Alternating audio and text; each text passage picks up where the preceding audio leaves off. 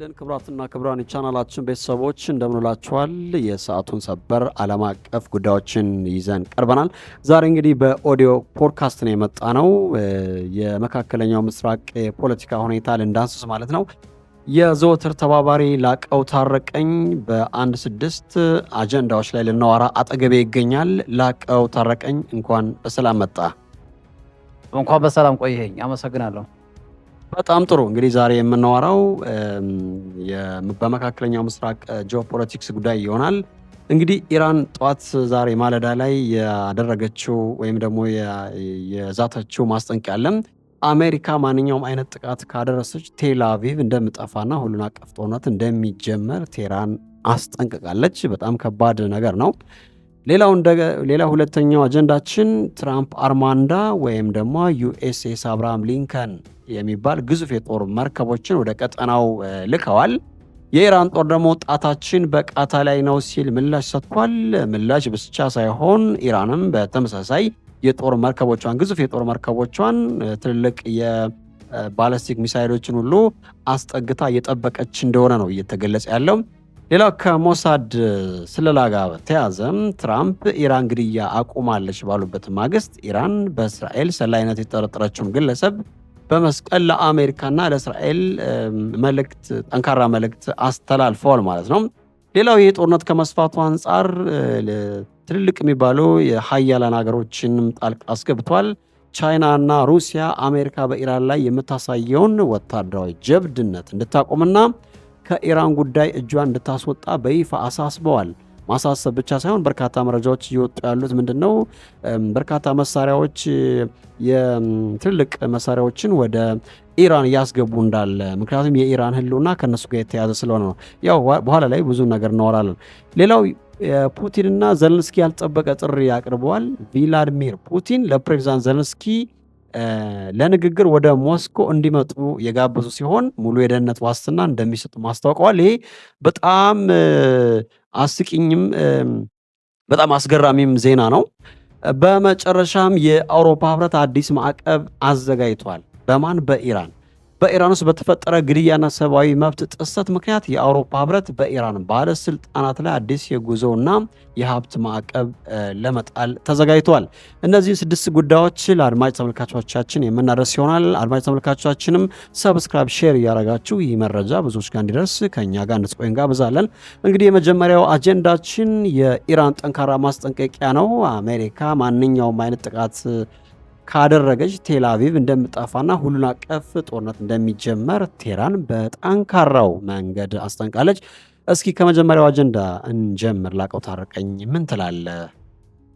አመሰግናለሁ አመዶ። ለማንኛውም የኢራን ለአሜሪካ የሆነ ትንኮሳ ከጀመረች ያው ፕሮክሲን እቀጥላለሁ አለችን ምለው እኔ እንደኔ እይታ ነው። እንግዲህ ያው ፕሮክሲ ሚንስ ወደ እስራኤል ተኩሳለሁ ነው የምትለው። ለማንኛውም እንግዲህ አሜሪካ አርማንዳ ማለት በራሱ ስሙ ምንድን ነው ካልና አርማንዳ ማለት አሜሪካ ውስጥ የሆነች ብርቅዬ የሆነች እንስሳት አለች። ራሷን እንደ ኤሊ የምትደብቅና በጣም የምትገርምች አርማንዳ ማለት ነው። የአሜሪካ ብርቅዬ እንስሳ ነች። የአሜሪካም ዲፌንስ በዚህን መስለውታልና እኔ ተመችቶኛል። በዛ አሜሪካ እሱን ያደረገችበት ወይ ግን ያው የጦርነት ማኮብኮብ ባይመቸኝም ማለት ነው። ግን ኢራን እንዲህ የምትልበት ምክንያት ኢንተርናሊ እና ኤክስተርናሊ ባይሳይጅ ነች የሚል አንድ ዌስተርን አውስትራሊያ ስኩል ኦፍ ሶሻል ሳይንስ የሚማር አንድ ኢምሬት ፕሮፌሰር አሚን ሳካሄል የሚል ሰውዬ አየሁና የእሱን ሀሳብ ትንንሽ የተወሰኑ ሀሳቦች ለመውሰድ እፈልጋለሁ። ትራምፕ ወይም አሜሪካ ኢራን ውስጥ ወይም በቴህራን ውስጥ የመንግስት ለውጥ የሪጅም ቼንጅ እንዲኖር ይፈልጋሉ። ያው ይህን በቀላሉ ማድረግ አልቻሉም ነው የሚለው ይሄ ሰውየው ሲናገር። ደግሞ የሪጅሙ ራሱ ውስጣዊም ውጫዊም በወታደራዊ ነገሮች የተከበበ ነው ይለዋል ይሄ ፕሮፌሰር ሲናገር አሚን ሳካያል። እንዲሁም ከሱ ሀሳብ ጋር ተያይዞ ይህ የኢራኑ ኢስላሚክ ሪፐብሊክ ኦፍ ኢራን አር ዋንስ አገን ኦን ዘ ብሪክ ኦፍ ማጆር ኮንፎርቴሽን ይላል። ይሄ አሚን ሳካሄል የሚባል ሰውዬ የዌስተርን አውስትራሊያ ስኮል ኦፍ ሶሻል ሳይንስ የሚሰራ ሰው ነው። ትሪብል ሪማፊኬሽን ፎር ቦዝ ካንትሪስ ዘ ሪጅን ኤንድ ዘ ወርልድ ይላል። ዋት ኢዝ ትሪብል ራሚፊኬሽንስ? ይሄ እንግዲህ ሰጣ ገባ ማለት ነው። ይሄ በጣም አስቸጋሪ የሆነ ሰጣ ገባ በአሜሪካና በኢራን በቴሄራን እና በዋሽንግተን መካከል እየተካሄደ ነው። አርማንዳ ወደ እቺ ለምሳሌ ተንኩሶም መከላከል ሊያደርግ ይችላል የአሜሪካ የሄደው መርከብ። እንግዲህ ትንኮሳውን ማን እንደሚያደርግ እንጠብቃለን፣ አላየንም። ባይሆን ጥሩ ነው። ግን የቴሄራንም መርከቦቿን ወደ ውቅያኖሱ ለመከላከል አይ ቲንክ ዲፌንድ ለማድረግ ይሆን ሄዳለች። አርማንዳም አብርሃም ሊንከን የሚባለው የግዙፉ የአሜሪካ የመርከብ ጦር ወደዛ አካባቢ አቅንቷል። አሜሪካ ሌላው ከዘጋርዲያን ከሚለው ላይ ያየሁት 5000 የሚሆኑ አማጽያኖችን ገላለች ኢራን ነው የምትለው። በኢራን ውስጥ ሪጂም ይቀየር የሚሉ ሰዎች እንግዲህ ፍላጎት ያላቸው ሰዎች አሉ። የኑሮ ውድነቱ ወይም ኢንፍሌሽኑ በጣም አለ። የገቨርንመንቱ የአሜሪካ ሸምቀቆ ገመድ ያው ማዕቀቡ ማለት ነው ገብቶበታል። ሸምቀቆ ገመድ የአሜሪካው ከገባበት ያው ሁሉን አማራጭ ነገሮች ዲል ለማድረግ ወደ ቴብል ለመምጣት ሀሳብም ለማምጣት አሜሪካ የመጀመሪያውን ሸምቀቆ ነው የምታደርገው። ከዛ በኋላ ነው ጀስት ሰው የሚሞት ከሆነ ዲስፓይት ውስጥ ላይ የሚሆን ከኖረ አሜሪካ ለመግባት ትጥራለች። የእሷ ወታደሮችም ታስተምራለች። ሌላው የቅድም እንዳልኩ የማን ነበረ ራዛ የሚባለው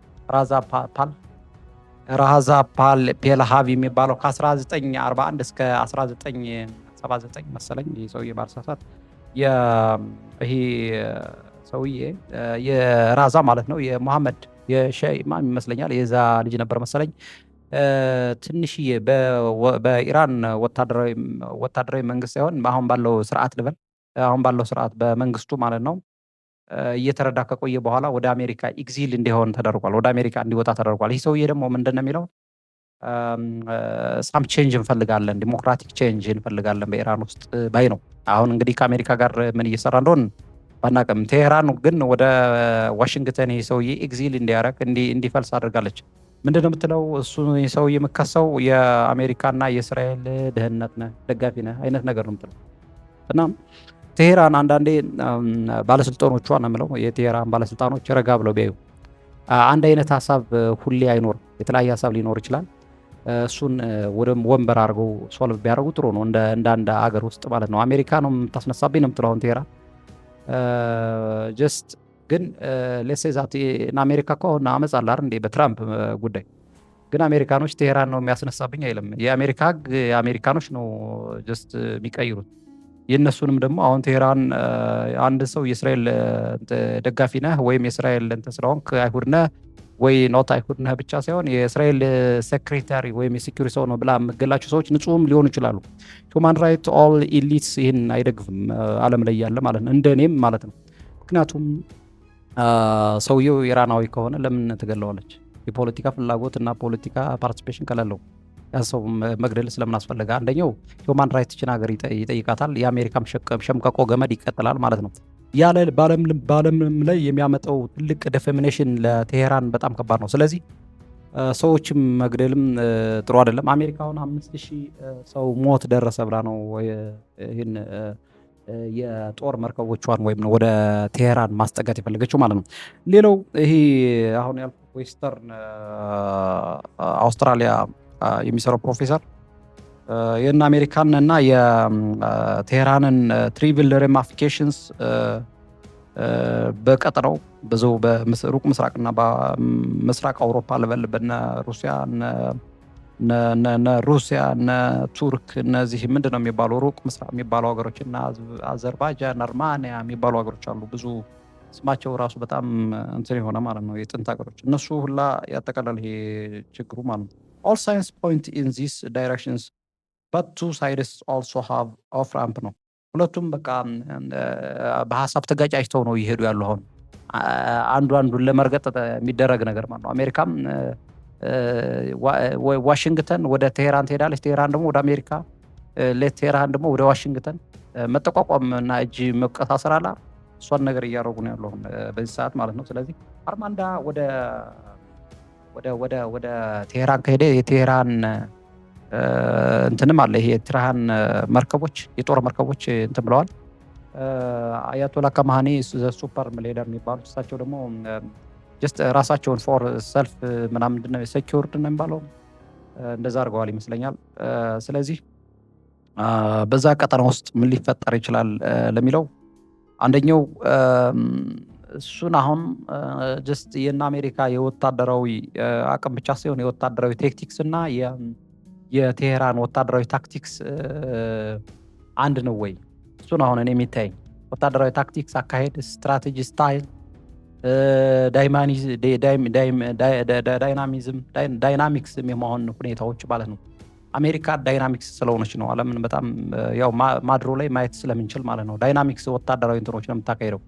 ቅድም ነገር ያለው አርማንዳ የሚባለው ይሄ መርከብ በሀገራቸው ብርቁዬ እንስሳት በአሜሪካ በዩኤሶች ማለት ነው እንትን የተወከለ ነው። ሌላው ቴሄራን ማድረግ ያለባት ወደ ትራምፕ ያለው ወደ ወንበር ነይ እያለ ነው። የኒውክለር አቅምሽንም ቀንሽ እያለ ነው በዚህ ዙሪያ ማለት ነው። ሁለተኛ ውስጣዊ ጠፍሽን ቀይሪ ቀንሽ እያላት ነው። በኢራን ውስጥ ምናልባት አገሪቱን የሚያሰጋ ወይ ዲስኢንትግሬት የሚያደርግ ነገር ይኖራል ብዬ አላስብም። እንደኔ ማለት ነው። ሪጅም ቼንጅ ሊደረግ ላይደረግ ይችላል። እሱንም አናውቅም። እሱ ራሱ ለምን ነው የሆነው? የአሜሪካን ቅድም መሐመድ ራዛ እነሱና ሌላ ሰዎች ኢራናውያን ይኖራሉ በውስጡ ብዬ አስባለሁ። አሜሪካ አንድ ተልእኮ ሚሽን ስትፈጽም በዛ ውስጥ ሂዳ ሊሆን ይችላል የምትፈጽመው። ግን በዛ ውስጥ ይህ ጦርነት ፕሮቮክ ከተደረገ ኢራን ላይ ወደ ኢራን የያዘቻቸውን ወታደራዊ አቅሞች ወደ ማን ታስወነጭፋለች የሚለውን ወደ ዓለም ሪጂን ነው የምትልከው። ከባድ ነው የሚሆነው። ሌላው እነዚህ ጣልቃ ላይ ገቡ ይችላሉ የምትላቸው ሩሲያና ቻይና የምናውቃቸው ናቸው። ሁለቱም ኮሚኒስት ሀገሮች ናቸው። ቻይናም ሩሲያም አንዳንዴ አሁን ትራምፕ ሌትሴይዛት በ28 ነጥብ ባስቀመጠው መሰረት ሩሲያ ነይ እያላት ነው። ሩሲያ በአንዳንዶቹ ነው እንጂ ማትስማማው በተወሰነው ትስማማለች። ኦል የዩክሬን ሶቨራይቲን ጠብቁ በሚለው ሩሲያ ትስማማ። ዘለንስኪ ጀስት ይመለስልኝ ነው የሚለው የዩክሬን ዳር ደንበሮች። ሩሲያ ደግሞ የኔ ነው የምትላቸው በሱ ነው የማይስማሙት እንጂ እሱንም ቢሆን የመጨረሻው በቃ የችግር ተባብሎ ማለት ነው ለሩሲያ ተደርጎ ሊስማሙ ይችላሉ። ጀስት ትንሽ ሀገር ሆና ዩክሬን ልትቀጥል ትችላለች ማለት ነው። ወደ ሌላው ወደ አውሮፓ አገሮች እንዳትመጣ ይሄ ኔቶም ኤክስፓንድ እንዳይስፋፋ ወደ ሰጣ ገባ እንዳይገቡ ከሩሲያና ምዕራባውያን ጋር ትራምፕ ያመጣው ሀሳብ ትክክል ነው። ትራምፕ አንዳንዴ ምዕራባውያን የሚወቅስበት ሀሳብ እኔ ደስ ይለኛል። ለምን ነው ኦልዌይስ ትንንሽ ሀገሮቹ ነው ሌት ለምሳሌ ኦስትሪያ ልበልህ፣ ኦስትሪያ ወይም አንዲት ትንሽ ሀገር ኤርላንድ በልህ መጥተው አፍሪካ ውስጥ ሚሊዮን የሚሆነውን ህዝብ በቃ ስለ ህዝብ ወጥተው ያወራሉ። እነዚህ አንድ ዞን የሚያሉ ሀገሮች ማለት ነው። ግን እኮ አያገባቸውም። በይዘው እነዚህን ሀገሮች ትራምፕ መናገሩት ትክክል ነው። እናንተ ነጋዴ ናችሁ አትችሉም፣ ስለዚህ የአሜሪካን ሪስፔክት አድርጋችሁ አብረን ተባብረን ብንሰራ ነው ብሏቸዋል የምዕራቡን ዓለም ማለት ነው። ስለዚህ ምዕራቡ ወይም ደግሞ ዌስተርኖች ኔቶን ኤክስፓንድ እንዳያደርግ ሩሲያን እዚህ ላይ ልገድ ብሏል። እንግዲህ ያው ፑቲን እንትናን የጠራበት ዘለንስኪን የጠራበት ምክንያት ምንድን ነው ካልከኝ ብዬ ማስበው አላስካ ትራምፕ ፑቲንን የጠራበት ወይ ታስታውስ ከሆነ አላስካ ሄዷል ትራምፕ። ባይዘው በሀያላን መንግስታት መካከል ያለው ሰጣ ገባ በወታደራዊ አቅም ነው እንጂ ወታደራዊ መሪዎችን በመገዳደል ምናምን አይደለም። ስለዚህ ሊሆን የሚችለው ዘለንስኪን ምንም አይለውም ፑቲን ቢሄድ ሞስኮ ሄዶ ወይም ፒተርስበርግ የሩሲያ ከተማ ሄዶ ዘለንስኪ ፒስ ሊል ይችላል። ግን የዩክሬን የሚባሉ ህዝቦች ወይም ሀገር የሚባሉት የተወሰነ ግዛታቸውን ይቀማሉ ማለት ነው። ግን ድሮ ጀስት ሩሲያ የሆኑ ዩናይትድ የነበሩ ናቸው። የሚያጣላቸውም ከሚያወዛግባቸው ከሚያገዳላቸው ይልቅ የሚያገናኛቸውና ሶሻሊ አብረው ኢንተራክት አድርገው የሚኖሩበት ወይ የተሻለ ነው። ጀስት ለራሳቸውም ለሩሲያውያን ለዩክሬናውያን አንድ ሀገር ሆነው ያውቃሉ፣ አንድ ህዝብ ሆነው ያውቃሉ። ሌላው ቻይናና ሩሲያ በዚህ በጣም ጥሩ። አሁን ሳንዳስሰው እንዳናልፈው በፈልገው ሀሳብ የቻይናና የሩሲያ ጣልቃ ገብነት አለ። ሁለቱም ሀገራት እንግዲህ ከአሜሪካ ጋር በተለያየ መንገድ የሚፎካከሩ ሀገራት ናቸው። በኢኮኖሚም በወታደራዊም መስክ ባላንጣ የሚባሉ ሀገሮች ናቸው። ምናልባችም የኢራን ጣፈንታ ወይም የኢራን ጉዳይ በቀጥታም በተዘዋዋሪም ቻይናና ሩሲያን ይፈታተናል። እንግዲህ ቻይናና ሩሲያ አሜሪካ የምታሳየውን ወታደራዊ ጀብድነት እንድታቆም እና ከኢራን ጉዳይ እጇ እንድታወጣ የሚል ነገር ተናግረዋል። እንግዲህ በርካታ መረጃዎችም እንደሚወጡት ቻይናም ሩሲያም በውስጥ ወታደራዊ ድጋፍ እያደረጉ እንደሚገኙ ምክንያቱም ከዚህ በፊት ቱርክን ጨምሮ ምንድነው ያሉት ኢራን ላይ የተደረገው የህዝብ አመፅ ሪጅም ቼንጅ ይደረግልኝ አልነበረም። ቀደም ሲል የነበረው የኢኮኖሚ መዋዠቅ ወይም ደግሞ የኢኮኖሚ መዋዠቅ ወይም በስናፕ ባክ አሜሪካኖች ባደረጉባቸው ነገር ላይ በማዕቀብ ስለቆዩ ኢራናውያን በጣም ተጎድተዋል። በዚህ ምክንያት ኑሮ ተወደደብን ብሎ የወጣው የኢራን ፒፕል መሀል ላይ ሬዛ ፓህላቪ የሚባለው ሰውዬ ባደረገው ጥሪ መሰረት ሪጅም ቼንጅ ወደሚባል ነገር ተቀይሯል። ስለዚህ እነ ሩሲያ እያሉ ያሉት የህዝቡ ጥያቄ ትክክለኛ የህዝቡ ጥያቄ ኢኮኖሚ ይቅልልኝ በልቼ ልደር የሚል ነው። ይሄ ግን የምዕራባውያን ባደረጉት ምንድነው አሻጥር ልበለው ወይም ደግሞ በአንዳንድ ተላላኪ ወይም ፕሮክሲ ሚሽን በሚቀበሉ ሰዎች አማካኝነት የህዝቡ ከሰላማዊ እንቅስቃሴ ወደ ኮንፍሊክት ንብረት ወደ ማውደም እንዲሁም ደግሞ አገዛዙ ፌል ወይም ደግሞ ሪጅም ቼንጅ ይደረግልኝ የሚል እንዲሁም ደግሞ በጸጥታ አካላቱም ላይ ጭምር አንዳንድ ኮንፍሊክት እንዲነሳ አድርገውታል የሚል ነገር ነው። በጣም የተጋነነ አይደለም። የህዝቡ ጥያቄ ምናልባት የኢኮኖሚ ጥያቄ ሲባል ለምሳሌ አሜሪካኖቹ ኢራን ጋር እንዳልከው ቀደም ሲል ቁጭ ብለው በቴብል ዙሪያ ላይ ለምሳሌ የዩራኒየም ጉዳይ ወይም ደግሞ የኒኩሊየር ጉዳይ ሊሆን ይችላል በዋናነት ኢራንን በስጋት የሚያዋት እሱን ነገር መነጋገር እየተቻለ የስርዓት ወይም ሪጅም ቼንጅ ይደረግልኝ የሚለውን የጥያቄ አጀንዳ በቀጥታ ነው ለህዝቡ የተሰጠው። ይሄም ድንገት ነው የተቀየረው ማለት ነው። ከዚህ አንጻር የሩሲያ የቻይና ጉዳይ ምን ሊሆን ይችላል? አሁን ቱርክን ጨምሮ በዚህ የመጨረሻ ጉዳይ ምን ሊሆን ይችላል? ምክንያቱም በቀጥታም በተዘዋዋሪም ጂኦፖለቲክሱ በጣም የተያያዘ ነገር ነው። ምንድነው የጠላቴ ጠላት ወዳጄ ነው እንደሚባለው የኢራን ኢኮኖሚ መውደቅ የኢራን ሪጅም ቼንጅ ማድረግ ምናልባት እና አሜሪካን ሊጠቅም ይችላል። ያ ማለት አሜሪካኖቹ ሪጅም ቼንጅ ከተደረገ የራሳቸውን አስተዳደር ይመሰርታሉ። ምናልባችም ከአሜሪካ ጋር ስሙ የሆነ ከዌስተርን ማህበረሰቦች ጋር ሪሌትድ የሆነ ነገር ይፈልጋሉ። አሁን ያለው ሪጅም ደግሞ ባህሉን ሴቱን መጠበቅ ይፈልጋል። በነገራችን ላይ ማስቀጠል ይፈልጋል። ለዘብተኛ ነው ባይዚ አሁን ያለው የኢራን ካማን የሚመሩት ወይም ሱፕሪም ሊደሩ የሚመሩት መንግስት ለዘብተኛ ነው። በጣም አጥባቂ አይደለም። በጣም ዘመናዊ የሚባል ሊደርሺፕ ይመስለኛል። ያን ያክል በምዕራባውያን በሚሉት ደረጃ ይሆናል ብዬ አልልም። እና እስኪ የዚህን የሁለቱን ሀገራት ጣልቃ ገብነት በተመለከተ እስኪ የራስን ሀሳብ ስጠኝ። የራሴን ሀሳብ እኔ የምሰጠው ያው ሩሲያም ቻይናም ታላቅ ሀገር ናቸው። የራሳቸው ፕሪሂስትሪ ወይም ደግሞ ቅድመ ታሪክ አመሰራረት ሀገረሰብና ሀገረ የሚባለውን አመሰራረት ያላቸው ናቸው። ያው በእነሱ ውስጥም በሩሲያም በቻይና ውስጥም ስብጥርጥር ያለ ህዝብ ያለበት ሀገር እንደሆነ አውቃለሁ። ሰፊ እንደሆኑ አውቃለሁ ቻይናና ሩሲያ። ግን ህዝባቸውን ጀስት ይዘው በጣም አድርገዋል ሰከን ብለው ህዝባቸውን ደግሞ በመቅረጽ ባለባቸው ቀርጸው ማለት ነው። እንግዲህ ቻይና 1 ቢሊዮን የሚሆን ህዝብ ያለባት ሀገር ነች። ተግባብተው ነው መሪ የሚያመጡት። ችግር የለባቸውም። ኢቨን ኢፍ ኮሚኒስት ቢሆንም የሩሲያውም እንደዛው ነው ያመጣሉ ተነጋግረው። አሁን ሩሲያ አሁን ጀስት ከሶቪየት መፈራረስ በኋላ የመጣው መሪ እነ ፑቲን ከባድ ናቸው። አመራራቸው በጣም የሚገርም ነው። የራሳቸውን ልክ እንደነ ቻይናዎቹ በጣም ጎበዝ ህዝቦች ናቸው። አሁን ለአያቶላ ካማሃኒ ሸር የሚያደርጉት ልምድ አለ። ምናልባት አያቶላ ካማሃኒን ዳይናሚክ ከመሆን አንጻር ለዝብተኛ ነው ያልከውን እንደ አንተ እይታ የዋለው እኔም እንደ ራሴ እይታ ማየዋለ ሰውየውን። አሁን ለምሳሌ እሳቸው ማድረግ ያለባቸው ለዘብተኛ ሊሆኑ ይችላሉ።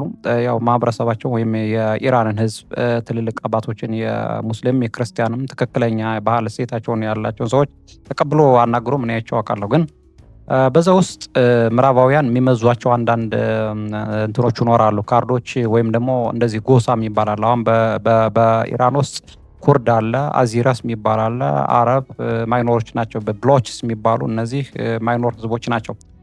በእነዚህ ውስጥ እንግዲህ ምዕራባውያን አንዱን ያስነሱታል፣ አንዱን ያበልጡታል፣ አንዱን ያስነሱታል። አሁን የምዕራባውያን ችግር ይሄ ነው። አሜሪካን ብትሆን እነዚህን ጠርታ እነ እንትና ግጠሙ አትልም። ከዚህ ላይ እንኳን አሜሪካ ይህን ራሱ የምትደግፍ አይመስለኝ። ግን ምዕራባውያን ትንንሽ ሀገራት ሳያስቡት ካለማወቅም ይመስለኛል ተነስተው አንድ ዞን የምታህል ሀገር እንደነገርኩ ማለት ነው ለመቶ ምናምን ህዝብ እንናገራለን የሚሉ ሀገሮች ናቸው አብዛኞቹ ምዕራባውያን። ሌት ኤርላንድ ወይም ኦስትሪያ ወይ ምናምን ልበል ወይም አንዲት ከጀርመን ሀገር ውስጥ ያለች ኦስትሪያ ወር አንዲት ማን ነው የምትባለች ሉዘንበርግ የምትባል ከተማ ያለ ሰው መጥቶ ስለ አንዲት ሀገር ያለውን ሁኔታ ጥልቅ ሳይረዳ ይጮሃሉ ዝም ብለው ማለት ነው።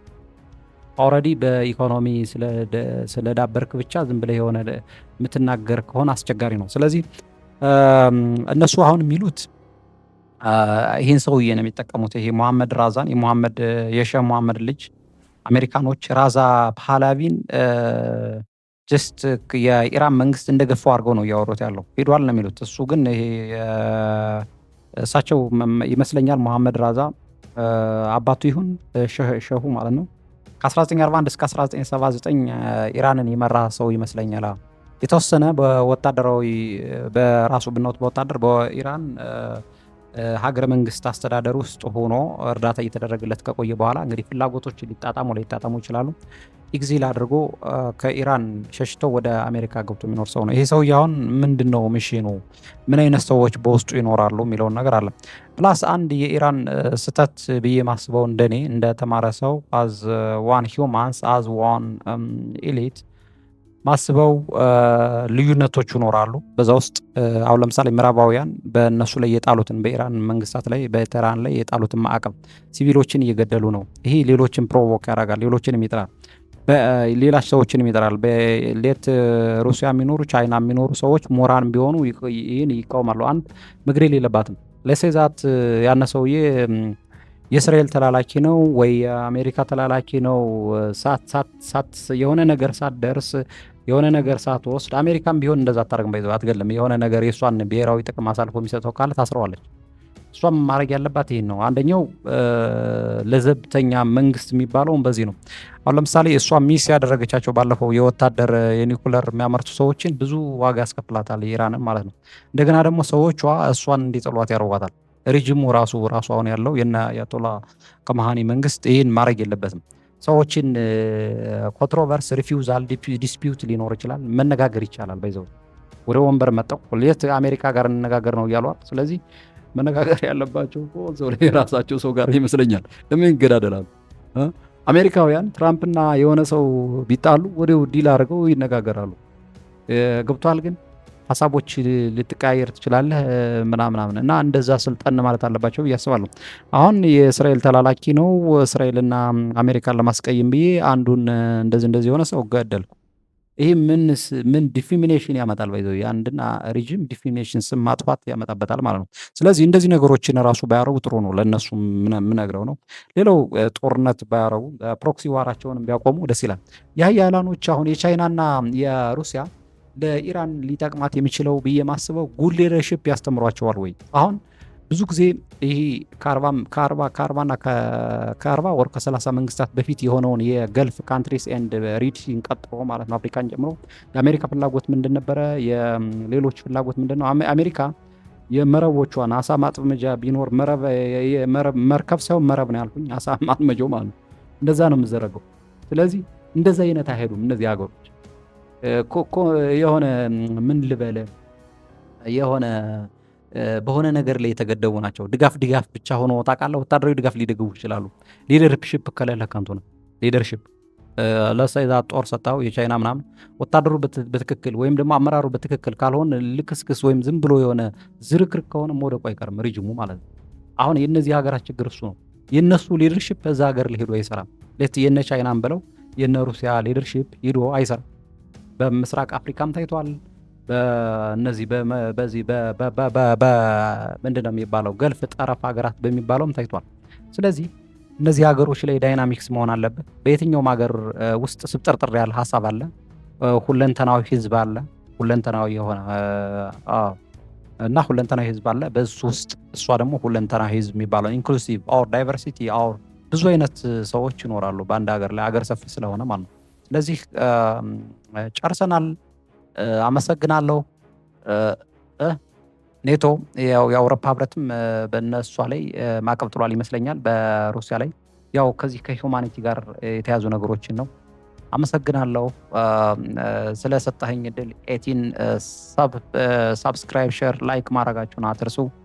ስለነበረን ሰዓት በጣም በእጅጉ አመሰግናለሁ። ቻው። እሺ አድማጭ ተመልካቾቻችን እንግዲህ ለዛሬ የነበረን ኦዲዮ ፖድካስት የተከታተላችሁትን ይመስል ነበር።